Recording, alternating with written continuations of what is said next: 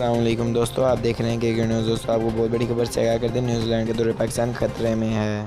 دوستو New Zealand نے پاکستان میں آنے سے انکار کر دیا ہے۔ نیوزی لینڈ کا کہنا تھا کہ پاکستان میں ہمیں ہائی بلٹ پروف سیکیورٹی چاہیے اور پاکستان نے ہائی بلٹ پروف سیکیورٹی دینے سے انکار کر دیا تھا۔ اس کے باعث نیوزی لینڈ نے پاکستان آنے سے انکار کر دیا تھا، لیکن ایک دن بعد ہی پاکستان کی حکومت نے فیصلہ کیا کہ نیوزی لینڈ کو سیکیورٹی دی جائے گی۔ اگر سیکیورٹی نہ دی جاتی تو نیوزی لینڈ نے پاکستان آنے سے انکار کر دیا تھا۔ پاکستان کی سیکیورٹی دینے کے باعث نیوزی لینڈ نے دوبارہ اعلان کیا کہ اگر سیکیورٹی ہمیں دی گئی تو ہم پاکستان لازمی آئیں گے۔